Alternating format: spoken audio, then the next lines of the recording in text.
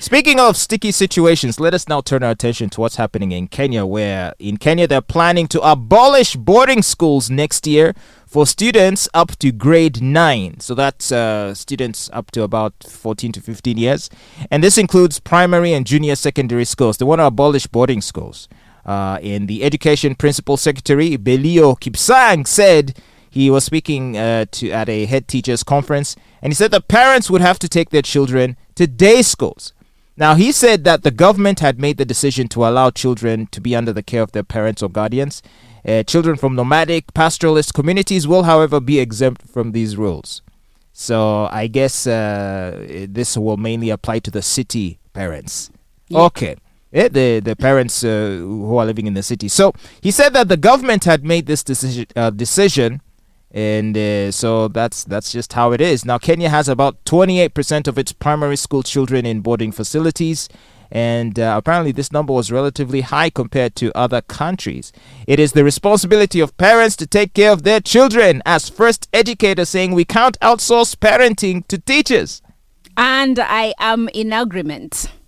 Well, you are a parent, and your children do go to boarding school. No, only my son, and he only joined boarding school when he was in P6.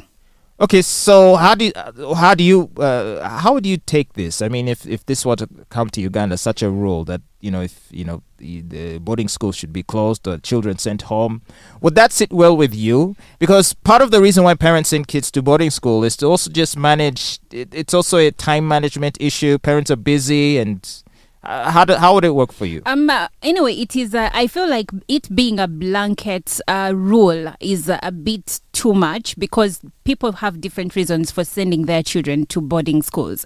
But I, for one, I feel like children as young as 3, 4, 5, 6, even 7 should not be in boarding schools, especially the kids in kindergarten, because I have gone to some schools where my son has been, and I would see kids in baby class in boarding school. Now, if you visit such a school on a Saturday, you're going to find this child without shoes on them. Sometimes the t-shirt is these ends. And then I've had stories from friends that went to boarding schools. Actually, Sarah one time told me a story of her boarding school in primary, where kids in primary that were as young as 7 and 5 would be forced to walk out in the cold, take those morning showers. They make a line to go and have the morning showers, and then their matron never allowed them to wear their sweaters. They would only wear sweaters on VD. A lot of our boarding schools aren't that too far removed from concentration camps. They are concentration camps. In terms of the facilities, the infrastructure, the feeding. I mean, literally, you're eating posho and beans. There you are. You're a 6-year-old, 7-year-old. This is when you need the best nutrition to grow your body and to grow your brain. And you're feeding at the same level of a prisoner. Literally the same diet. Posho and beans, posho and beans. The same diet, yes. And then when you add on top of that all the strenuous activities, the chores, the cleaning, and so forth. I mean, it's almost slavery. It is slavery. And now being removed from the care of the parent also creates psychological problems. And the one thing parents, I know they have their reasons, so I don't want to sound like I'm holier than most parents, but the one thing that most parents ignore, because there are parents who take children to boarding schools simply because they don't want to be bothered. They don't want to wake up very early. They don't want to go through the traffic jam. They're school commute, the school run, it's not a thing for them. Now, what they forget is that from 0 to 8, those are the formative years of your child. Those are the times when children are supposed to be mentored and nurtured. And it can only be done if you're close. But you send a child as young as 3 to boarding school. If you do not have issues with maids, because some parents have had terrible issues with maids, and I can maybe understand. But if you do not have such issues, honestly, why are you sending your 3-year-old, 4-year-old to a boarding school? Well, let's say you're a single mother and you work a job that's far from home, and maybe you have to leave home very early and you're not back home until late in the evening.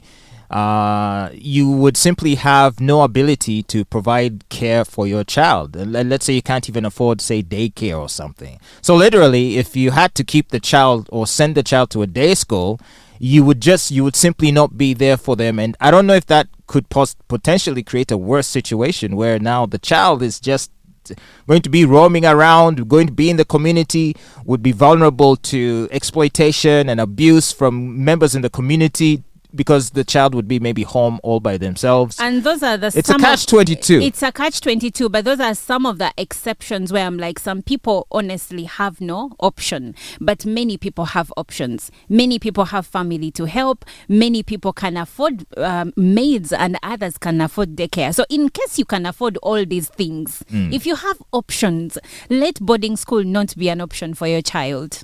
Well, you're very passionate about this. Clearly, you've given it a lot of thought. About children. So, your son, is he 15 yet? He's 15. Yes, he made 15 end of last month.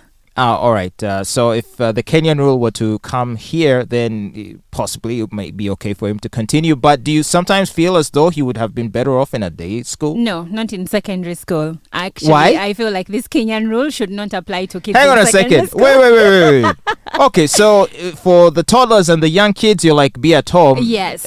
But why, when the children are in puberty, which is also a very critical developmental stage in their lives, would you want them to be away from their parents? Who's going to teach the kids about, the teens, about the birds and the bees and how their bodies are changing? We have holidays for that. But you see, in secondary school, you've seen day scholars. Kids will leave school at 4, and now because their hormones are raging, because they have peer pressure, it is very easy for them to go elsewhere before they come home. So before you know it, your kid, not that kids in secondary school cannot get pregnant, in boarding school cannot get pregnant or use drugs. Of course, they do those things. But I feel like a boarding school for secondary school kids is a more controlled environment. You don't think you're being selective about this? Because I honestly feel like the same arguments could apply.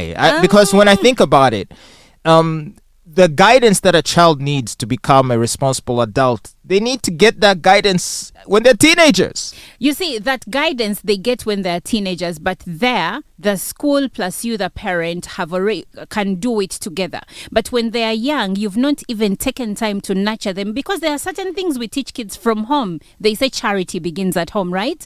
But if you've not taken time to teach your child anything and you just send them to the teachers, you're like this Kenyan minister, you're outsourcing the help.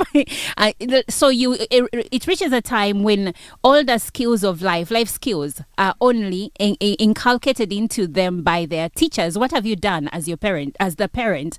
And why did you have children if you cannot take the time to sit down with them and teach them from when they're young? My point is, why would the same argument not be applied to you, who is advocating for secondary school? You see, by the time my child is in secondary school, he already has some, what do you call them, like values that have been instilled in them by me. My child knows that stealing is wrong, that doing ABCD is wrong, because I've been doing this job way before they joined secondary school. Mm-hmm. So it makes it easier for the teachers in secondary school to, add to what I have already put in place.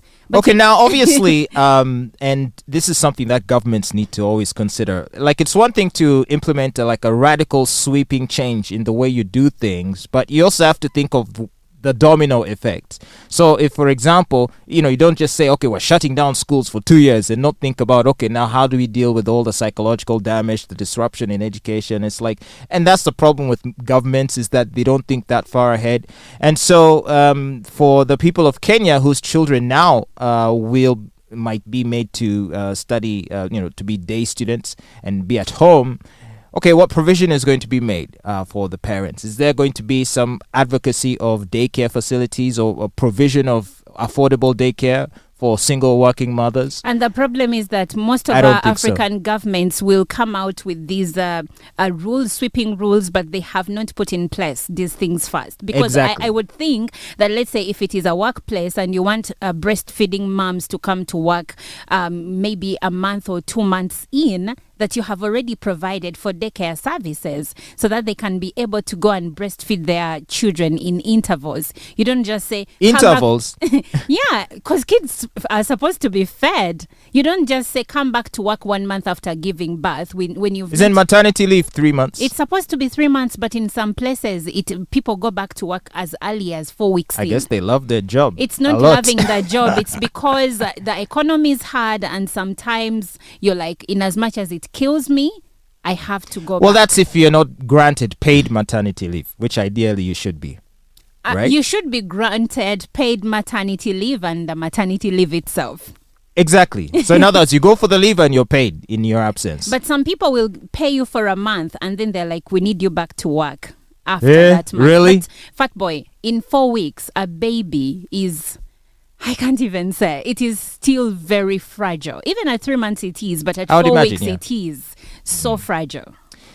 Well, things of children. These are very complicated Very things. complicated. And I like that it seemed to have, it touched a special place in your heart, this subject.